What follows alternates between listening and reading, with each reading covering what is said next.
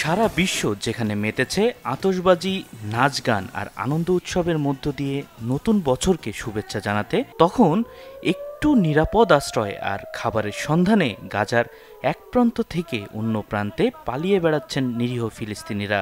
কোটি টাকার ফায়ারওয়ার্ক, আলোকসজ্জা আর খাবারের জৌলুসে চাকচিক্যময় বিশ্বের বিপরীতে গাজায় অনাহার, অর্থাভাব, খাদ্যাভাবে ঘরে ঘরে শিশুদের কান্না, প্রিয়জন হারানোর শোকে স্বজনদের হাহাকার।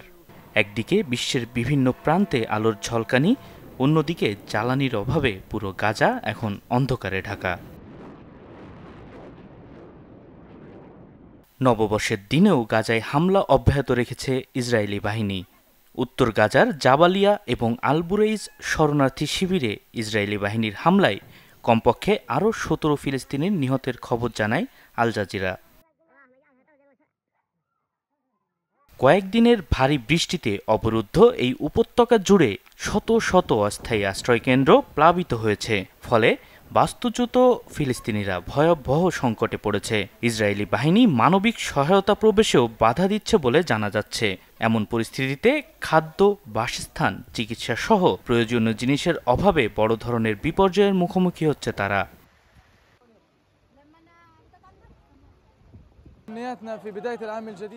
আমার একসময় অনেক স্বপ্ন ছিল, পোস্ট গ্রাজুয়েট ডিগ্রি নেব, বিভিন্ন বৈজ্ঞানিক গবেষণা করব।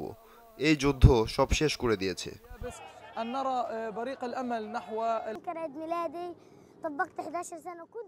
আজ 11 বছরে পা রাখলাম। ভেবেছিলাম অনেক বড় পার্টি হবে, কিন্তু হলো না। আমি আবার ঘটা করে বন্ধু বান্ধব ও পরিবারের সাথে জন্মদিন পালন করতে চাই। এটাই একমাত্র স্বপ্ন।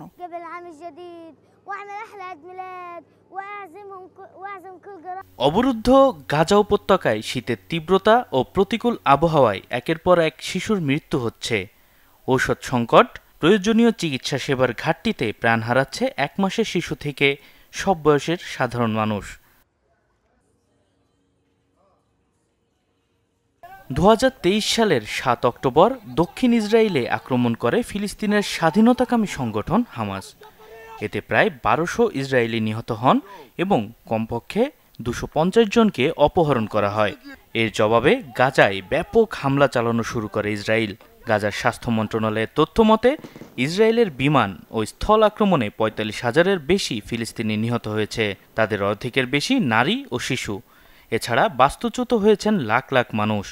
যদিও নিহতের মধ্যে কতজন হামাস সদস্য রয়েছে তা নিশ্চিত হওয়া যায়নি। তারেক রহমান বাঁধন, চ্যানেল 24।